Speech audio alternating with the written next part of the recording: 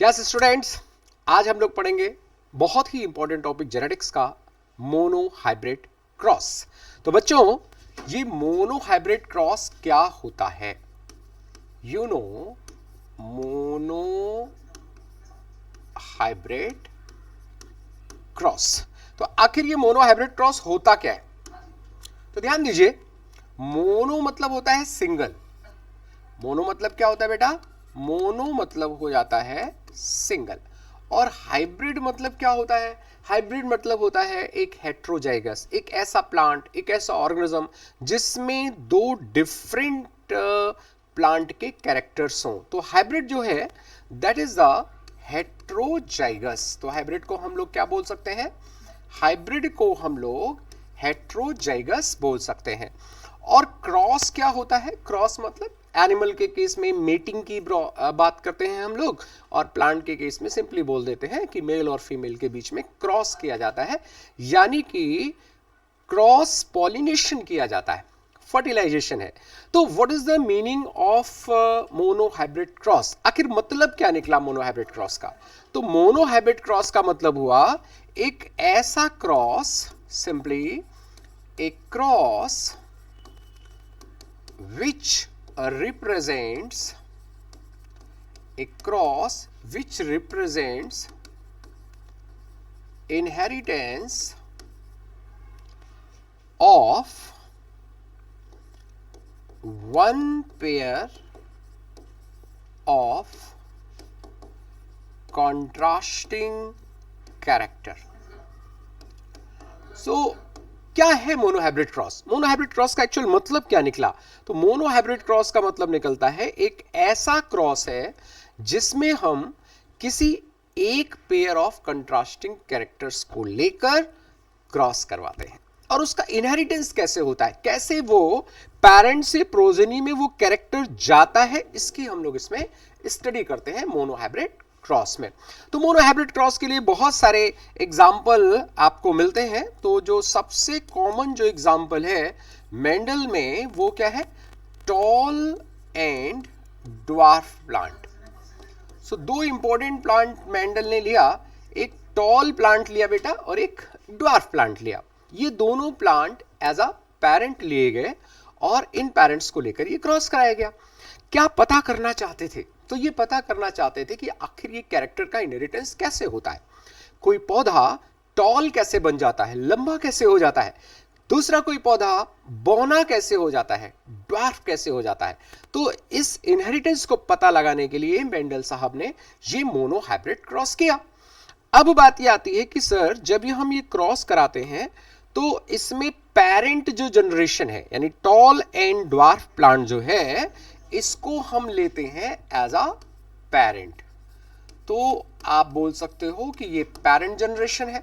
Parent generation में मान लीजिए जो मेल है, आपने मेल को ले लिया टॉल, और इसका क्रॉस एक फीमेल से कराया जा रहा है, and that female is dwarf, है ना? उसकी लंबाई कम है और जो मेल है उसकी लंबाई ज्यादा है। तो अब इसको रिप्रेजेंट कैसे किया जाए? तो जब इसको रिप्रेजेंट करने की बात आती है तो यहां आपको पता है कि जो पेरेंट्स होते हैं, parents are always pure line. Yes, Mendel ने प्योर लाइन लिया था। अब प्योर लाइन क्या होता है सर? तो प्योर लाइन मतलब होता है बेटा, प्योर लाइन का मतलब होता है होमोजाइगस, यानी कैपिटल टी जिसका जीनोटाइप होगा वो टॉल होगा, और स्मॉल टी वाला जो जीनोटाइप होगा वो ड्वार्फ होगा। ठीक है ना? तो ऐसा एक प्योर लाइन प्लांट इन्होंने लिया, टॉल एंड ड्वार्फ प्लांट, और टॉल और ड्वार्फ प्लांट को लेकर इन्होंने क्रॉस कराया। अब जब ये क्रॉस कराया जाएगा तो जाहिर है इसमें क्या बनेंगे? इसमें बनेंगे गैमेट्स। ठीक है ना? तो अब ये गैमेट्स कौन से बनेंगे भाई? तो जब भी गैमेट्स की बात आएगी, इसमें से केवल एक ही एलील या फैक्टर जाएगा। जैसे यहां कैपिटल टी चला गया, और यहां पे क्या चला गया भाई? यहां पे स्मॉल टी चला गया। ठीक है ना? तो ये दोनों एलील इस तरह से गए। अब क्या होगा? अब जब फर्टिलाइजेशन की बात हुई, जब इनमें क्रॉस पॉलिनेशन हुआ, तो क्रॉस पॉलिनेशन का जो रिजल्ट आया वो क्या आया? वो आया capital T and small T. What is the meaning of capital T and small T? Capital T और स्मॉल टी का मतलब ये हुआ कि ये जो प्लांट है ये हेट्रोजाइगस आ गया, है ना। मतलब इसमें दो डिफरेंट टाइप के फैक्टर आ गए या एलिल आ गया। लेकिन अब एक मजेदार बात, ये जनरेशन कौन सी होगी भाई? इस जनरेशन को हम कौन सी जनरेशन बोलेंगे, जल्दी से बताओ। तो ये जो जनरेशन है, इस जनरेशन को कहा जाता है F1 जनरेशन, यानी फर्स्ट फिलियल जनरेशन। एक बड़ी बात आई क्या, इस फर्स्ट फिलियल जनरेशन में आप देख रहे हैं एक कैपिटल टी है और एक स्मॉल टी है। तो आखिर इसका फिनोटाइप क्या होगा, क्या फिनोटाइप शो करेगा? तो ये जो प्लांट होता है बेटा, ये टॉल होता है। एक टॉल प्लांट का ड्वार्फ प्लांट से क्रॉस कराया और जो रिजल्टेंट हमको मिल गया वो कैसा मिल गया? वो टॉल मिल गया। अरे भाई ऐसे कैसे हो गया? टॉल और ड्वार्फ का क्रॉस करा रहे हैं तो जो हमें रिजल्टेंट मिल रहा है वो टॉल मिल रहा है। आखिर ऐसा कैसे हुआ? तो मेंडल साहब ने देखा बहुत ध्यान से, क्या बताया? वो बोलते हैं कि जब दो हेट्रोजाइगस कंडीशन में आते हैं या जब दो फैक्टर एक साथ आते हैं तो इसमें से कोई एक फैक्टर है जो अपने आप को एक्सप्रेस करता है, और जो फैक्टर अपने आप को एक्सप्रेस करता है उसी को हम डोमिनेंट बोल देते हैं, और जो अपने आप को इस डोमिनेंट की प्रेजेंस में एक्सप्रेस नहीं कर पाता है, हाँ, उसे क्या कह देंगे भाई? तो उसको हम लोग बोल देते हैं रिसेसिव। तो समझ में आ गया? एक हेट्रोजाइगस पेयर ऑफ फैक्टर या हेट्रोजाइगस पेयर ऑफ एलिल में जो दो एलिल आते हैं उनमें से एक तो हो जाता है डोमिनेंट, डोमिनेंट फैक्टर हो गया, जो अपना एक्सप्रेशन देता है, जो अपनी अभिव्यक्ति देता है, जिसके कारण फिनोटाइप आता है। तो कुल मिला के ये जो प्लांट है वो लंबा किसके कारण हुआ? टॉल किसके कारण हुआ? कैपिटल टी के कारण। और इसलिए जो कैपिटल टी है वो कौन है? वो डोमिनेंट एलिल हो गया। जबकि जो दूसरा है स्मॉल टी, जब तक कैपिटल टी प्रेजेंट होगा ये कभी भी अपना एक्सप्रेशन नहीं दे पाएगा, और इसलिए ये कैसा हो गया? रिसेसिव हो गया। बड़ी मजेदार बात आई। मेंडल साहब सोचे भाई ये तो ठीक है, कोई बात नहीं, एक हेट्रोजाइगस कंडीशन आई और उस हेट्रोजाइगस कंडीशन में हमको सारे पौधे टॉल मिल गए। अब कहीं ऐसा तो नहीं कि ये जो दो एलिल हैं ये दोनों एलिल आपस में ब्लेंड कर गए हों? क्या किया जाए भाई?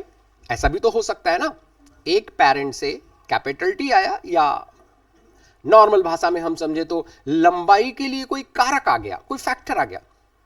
दूसरे प्लांट से बौनेपन का कोई कारक आ गया या फैक्टर आ गया, और जो मिल गया वो तो टॉल बन गया।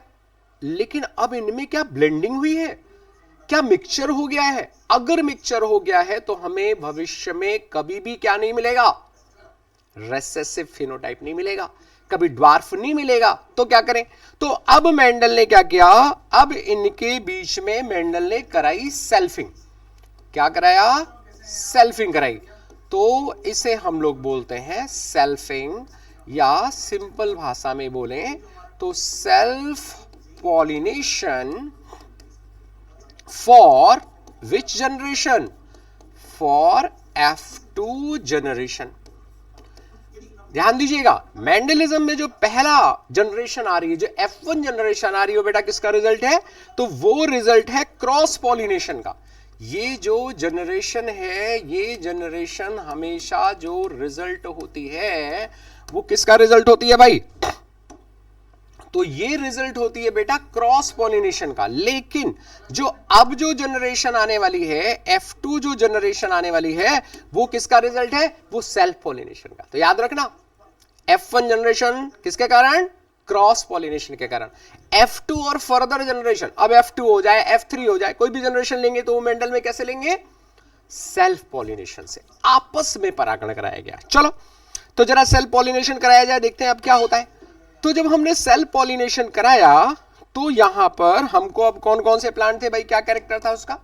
तो आप देख रहे हैं एक प्लांट है कैपिटल टी स्मॉल टी, और दूसरा वाला भी जो है वो कैसा है? वो भी कैपिटल टी स्मॉल टी है। यानी हमारे ये दोनों ही जो प्लांट F1 जनरेशन के प्लांट हैं, इन दोनों का जीनोटाइप कैसा है? हेट्रोजाइगस। अब क्या होगा? तो इसके लिए हम लोग पुनेट स्क्वायर का यूज कर लेते हैं। किसका यूज कर लेते हैं बच्चे? पुनेट स्क्वायर का यूज कर लेते हैं। ये पुनेट स्क्वायर क्या होता है भाई? पता है ना सबको? पुनेट स्क्वायर एक ब्रिटिश जेनेटिस्ट आरसी पुनेट ने बताया। क्या होता है इसमें? इस पुनेट स्क्वायर के माध्यम से हम लोग क्या कर सकते हैं, जीनोटाइप, गैमेट, फिनोटाइप, इनकी प्रोबेबिलिटी पता लगाई जा सकती है। तो ध्यान दीजिए, अब ऐसे मान लीजिए हमने लिया, इसमें जो मेल गैमेट है वो इधर लिखे गए और फीमेल गैमेट इधर लिखे गए। कोई भी प्लांट, क्योंकि आप जानते हैं जब भी हम लोग मेंडलिज्म की बात करते हैं तो मेंडलिज्म में एक चीज बहुत बहुत बढ़िया है, क्या? यहां रेसिप्रोकल क्रॉसेस का जो रिजल्ट होता है वो सेम आता है। ये रेसिप्रोकल क्रॉस क्या होते हैं? मतलब एक प्लांट ऐसा लो जिसमें मेल टॉल है, उसका क्रॉस कराओ एक ऐसे प्लांट से जिसमें फीमेल ड्वार्फ है, और इसका रिवर्स कर दो, ठीक है ना? तो यहां इससे कोई फर्क नहीं पड़ता कि टॉलनेस का जो फैक्टर है वो मेल पेरेंट से आ रहा है या फीमेल पेरेंट से आ रहा है। किससे आ रहा है इससे कोई फर्क नहीं, जीन आना चाहिए। तो चलिए देखिए क्या करते हैं भाई। मान लीजिए हमने इसको देखा कि ये वाले से जो दो गैमेट बनने वाले हैं वो ये बन गए। कौन कौन से बनेंगे भाई? तो कैपिटल टी एक गैमेट बन गया, दूसरा कौन सा बन गया? Small T. इसी तरह इससे भी जब गैमेट बनेंगे तो जाहिर है यहां से भी कितने गैमेट बन जाएंगे? दो गैमेट बन जाएंगे। एक ये कैपिटल टी हो गया और दूसरा कौन सा हो गया? Small T. दो गैमेट बन गए ना। अब रिजल्टेंट क्या आने वाला है? तो जब हम रिजल्टेंट की बात करते हैं तो capital T capital T, capital T small T, capital T small T और स्मॉल टी स्मॉल टी। इस तरह से हमको मिल गया ना। कौन सी जनरेशन है भाई? ये जो जनरेशन आ रही है इस जनरेशन को कहा गया F2 जनरेशन। तो F2 जनरेशन के अंदर हमको ये जीनोटाइप मिल गए। अब इसी में हम इसका फिनोटाइप भी लिख सकते हैं। एक कैपिटल टी होने के कारण ये प्लांट टॉल हो जाएगा, ये भी टॉल हो जाएगा, ये भी टॉल हो जाएगा, लेकिन ये वाला जो प्लांट है वो बेटा कैसा होगा? ड्वार्फ होगा, ठीक है ना। तो हमें ये जो रेशियो मिल रहा है, अब इसे हम जीनोटाइप और फिनोटाइप की भाषा में कैसे लिखे जरा ये समझिए। तो चलो सबसे पहली बात करते हैं, क्या हम लोग सबसे पहले लिखते हैं जीनोटाइप रेशियो। जीनोटाइप रेशियो क्या होता है? What is genotype? पता है आपको? जीनोटाइप मतलब जीन का टाइप, यानी किसी प्लांट में, किसी पर्टिकुलर प्लांट में किस तरह का जीन है वो हो जाएगा उसका जीनोटाइप, है ना। और फिनोटाइप क्या होता है? फिनोटाइप मतलब होता है फिजिकल एक्सप्रेशन, यानी उस जीनोटाइप के कारण क्या कैरेक्टर आया है, कैसा कैरेक्टर आया है, वो फिनोटाइप हो गया। तो फिनोटाइप जो है वो इंटरेक्शन का रिजल्ट है। किसके किसके बीच में इंटरेक्शन होता है? जीनोटाइप और एनवायरनमेंट, इन दोनों के बीच में इंटरेक्शन से फिनोटाइप आता है। खैर छोड़िए। अब जीनोटाइप रेशियो में हमारे पास यहां कितने जीनोटाइप मिले थे भाई? 3 जीनोटाइप मिले थे बच्चे। कौन कौन से? एक मिला कैपिटल टी, दूसरा मिला कैपिटल टी स्मॉल टी, और तीसरा मिल गया स्मॉल टी। किस रेशियो में मिल रहे हैं? तो ये वाला मिल गया 1/4, ये वाला कैसा मिला बेटा? 2/4, और ये वाला कैसा मिल गया? 1/4। यानी जो हमारा रेशियो आ रहा है वो रेशियो क्या आ रहा है भाई? वो रेशियो जीनोटाइप रेशियो आ रहा है 1:1। यस, बड़ा इंटरेस्टिंग केस है ये। 1:1 जीनोटाइप रेशियो आ रहा है। अब इस जीनोटाइप रेशियो में आपको एक खास चीज नजर आ रही है। क्या नजर आ रही है बताओ? कुछ खास चीज क्या नजर आ रही है? खास चीज इसमें ये नजर आ रही है हमको, ध्यान दीजिएगा, बहुत इंपॉर्टेंट चीज क्या नजर आ रही है बताइए, कि ये जो प्लांट है कैपिटल टी, ये वाला कैसा है? इस प्लांट को हम बोलते हैं होमोजाइगस डोमिनेंट। क्या कहा जाता है? Homozygous dominant. कैपिटल टी है। अच्छा, अगर ये होमोजाइगस डोमिनेंट है तो बताओ ये कैसा होगा? अरे सर, ये भी कोई पूछने वाली बात है। ये कैसा हो जाएगा? ये हो जाएगा होमोजाइगस रिसेसिव हो जाएगा। समझ में आया ना? ये बीच वाला कैसा है? यस, दिस, ये जो बीच वाला है ये हो जाएगा हेट्रोजाइगस। कैसा? डोमिनेंट। इसका जो एक्सप्रेशन होगा वो डोमिनेंट एक्सप्रेशन होगा। आखिर डोमिनेंट एक्सप्रेशन क्यों होगा भाई? क्योंकि एक कैपिटल टी है, ठीक है ना। अभी पीछे देखा था आपने, कोई भी एक भी कैपिटल टी हुआ तो जो एक्सप्रेशन है वो कैसा हो जाएगा, डोमिनेंट हो जाएगा। चलिए अच्छा भाई, अब आगे बढ़ते हैं, इसका फिनोटाइप रेशियो क्या आएगा। तो जब हम पहुंचते हैं फिनोटाइप रेशियो पर, एक बड़ी प्यारी बात, मेंडेलियन रेशियो क्या होता है। तो ये जो फिनोटाइप रेशियो है बेटा, इसी को कहा जाता है मेंडेलियन रेशियो। क्यों भाई कहा जाता है, why this phenotype ratio is termed as Mendelian ratio, बताएं। क्योंकि मेंडल साहब को ये जीनोटाइप थोड़ी देखा था, उन्हें क्या दिखा था, फिनोटाइप। भाई जब दो पी प्लांट का, एक लंबे और एक बौने पी प्लांट को क्रॉस कराया गया, तो एक उसमें से क्या होगा, उसमें सीड बनेंगे।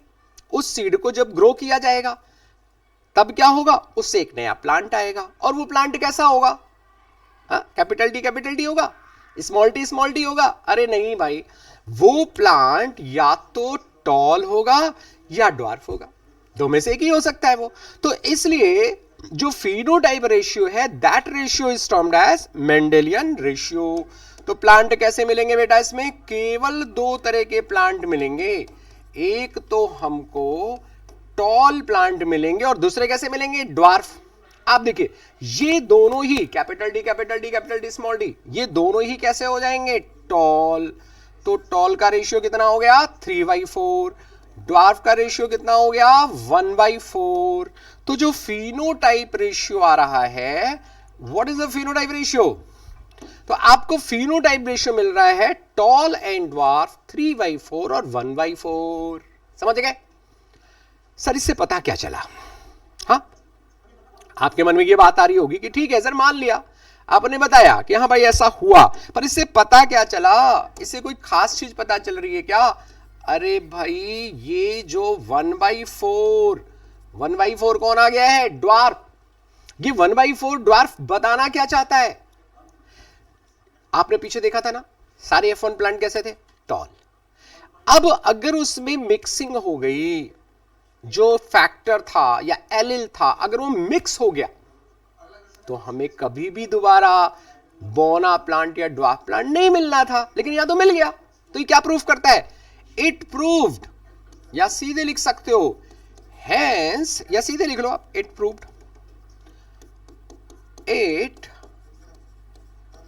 प्रूव्ड दैट, या ऐसे लिख लें, सीधे लिख लें, ड्वार्फ जो रेशियो मिल रहा है, इस ड्वार्फ रेशियो से हमें क्या पता चल रहा है, there is no blending. Yes, यानी कि ब्लेंडिंग बिटवीन फैक्टर्स और एलिल्स इज एब्सेंट। कोई ब्लेंडिंग नहीं हुई है, कोई मिक्सचर नहीं हुआ है, पता चल गया। अगर मिक्सचर हुआ होता तो एक बार capital T small T tall आने के बाद दोबारा कभी भी हमको ड्वार्फ प्लांट नहीं मिलता। समझ में आ गया। तो अब भाई ये हो गया मोनोहाइब्रिड क्रॉस। अब क्वेश्चन ये आता है कि सर आखिर इस मोनोहाइब्रिड क्रॉस से कंक्लूजन क्या निकला। हाँ, ये तो आपने बता दिया कि साहब क्रॉस हो गया। अब इस क्रॉस से क्या कोई कंक्लूजन्स निकल रहे हैं। हाँ, निकल रहा है, इसी के बेस पे लॉ दिया गया। वाह भाई, क्या बात दी गई। तो सबसे पहला जो लॉ आया यहां पर, उसको हम लोगों ने नाम दिया लॉ ऑफ डोमिनेंस। क्या बोला गया, लॉ ऑफ डोमिनेंस। क्या कह रहा है, what is law of dominance. Law of dominance कहता क्या है, तीन बातें कहता है। क्या, सबसे पहली बात तो ये आती है कि मेंडल साहब ने जो फैक्टर्स की बात कही है, factors are discrete unit of inheritance. ये सबसे पहली बात हो गई। सीधी सी बात है, हम सब जानते हैं कोई भी कार्य हो रहा है तो उसका कारक होगा, है ना। कोई कारण होता है और करने वाला जो कौन, कारक है। तो मेंडल साहब ने क्या बोला, फैक्ट। फैक्टर कौन है भाई, फैक्टर मतलब कारक। तो ये जो फैक्टर्स है, factors are discrete unit of inheritance. अच्छा चलो, दूसरी बात क्या पता चली। तो दूसरी बात यहां से कंक्लूज होकर आई कि जो ये फैक्टर्स हैं, factors are present in pairs. ध्यान दीजिएगा, factors are present in pair, जोड़े में होते हैं ये।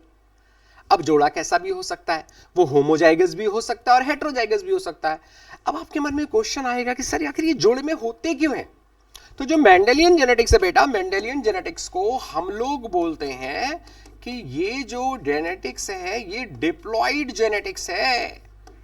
मतलब मेंडल ने जो पाइसम सटाइवम प्लांट लिया, आखिर उसमें मेंडल साहब ने जो अपने पाइसम सटाइवम प्लांट लिया था, तो आप बताइए कि वो प्लांट कैसा था? वो तो एक डिप्लॉइड प्लांट था ना, तो डिप्लॉइड जेनेटिक्स है। ये डिप्लॉइड क्या होता है? मतलब इसमें कोई भी जो क्रोमोसोम है वो पेयर में पाया जाता है ना। अब जब क्रोमोसोम पेयर में पाया जाता है, अगर मैं थोड़ा सा आपको ये पेयरिंग की बात बता दूं समझने के लिए, तो जरा ध्यान से समझिएगा क्या खास बात आएगी। मान लीजिए सपोज ये एक क्रोमोसोम है, this one is the chromosome, तो इसका एक जो पेयर होगा वो भी बिल्कुल ऐसा ही होगा, सेम। इसे क्या कहेंगे? Homologous chromosome. तो ये दोनों होमोलोगस क्रोमोसोम है। इस होमोलोगस क्रोमोसोम के मान लो ये कोई पर्टिकुलर जगह है, तो इस जगह को क्या कहते हैं? इस जगह को बोलते हैं लोकस। ये जो दो क्रोमोसोम हुए, ये क्रोमोसोम को क्या कहते हैं हम लोग? Homologous chromosome. तो इन होमोलोगस क्रोमोसोम की खास बात क्या है? पर्टिकुलर लोकाई पर, अब दो है ना, तो लोकाई बोल सकते हैं। ये इस क्रोमोसोम का लोकस, ये लोकस, इस पर एक पर्टिकुलर जीन ही होगा। वो जीन कैसा भी हो सकता है। मतलब क्या? मतलब मान लो अगर हम ये कैपिटल टी और यहां कैपिटल टी भी हो सकता है और स्मॉल टी भी हो सकता है, कुछ भी हो सकता है, ठीक है ना। तो ये होमोजाइगस भी हो सकता है, हेट्रोजाइगस, लेकिन रहेगा हमेशा पेयर में। चलो सर ये भी बात मान ली। तीसरा और क्या कंक्लूजन आया भाई? तो थर्ड जो कंक्लूजन इससे बेटा निकल कर आ रहा है, वो थर्ड कंक्लूजन निकल कर आ रहा है कि अब कोई हेट्रोजाइगस पेयर है तो क्या है? तो in a heterozygous pair, what is the meaning of heterozygous pair? मतलब जहां दो डिफरेंट एलिल है, जहां दो डिफरेंट फैक्टर है, तो क्या होगा? तो अगर हेट्रोजाइगस पेयर है तो क्या होगा? वन एलिल एक्सप्रेसेस इटसेल्फ, क्या बोलेंगे उसको? Termed as dominant factor. उसको हम डोमिनेंट फैक्टर बोलेंगे या एलिल बोलेंगे। And another which is not able, which is not able to express itself in the presence of dominant allele is called recessive allele। बात समझ में आई? ये कौन सा कहलाएगा भाई? इसको हम लोग बोल देंगे recessive allele, इसको बोल देंगे recessive allele। तो समझ में आया ना? यानी जो जब हेट्रोजाइगस कंडीशन में आएगी, जब भी कोई चीज हम हेट्रोजाइगस कंडीशन में लेते हैं और उसके लिए दो एलिल होते हैं, तो एक एलिल जो अपने आप को एक्सप्रेस करता है, उस एलिल को तो हम लोग बोल देते हैं कौन सा एलिल? Dominant allele. और जो अपने आप को एक्सप्रेस नहीं कर पाता उसे क्या बोल देते हैं? रिसेसिव एलिल बोल देते हैं। ठीक है, तो लॉ ऑफ डोमिनेंस में तीन बातें आई। कितनी बातें आई? तीन। अब क्या पता चला? ये तो खाली F1 तक पता चला। अब F2 से क्या पता चला? F2 से कुछ और पता चला भाई। क्या पता चला? ध्यान दीजिए जरा। F2 से दूसरा जो कंक्लूजन आया उसको हम लोग बोलते हैं लॉ ऑफ सेग्रीगेशन, या इसी का एक और नाम है, इसको बोलते हैं law of purity of gametes, ये क्या कहता है? आपने देखा कि जब गैमेट फॉर्मेशन होता है उस समय वो जो दोनों एलिल हैं या फैक्टर हैं एक दूसरे से अलग हो जाते हैं। तो सीधी सी बात, इसका कंक्लूजन क्या आया?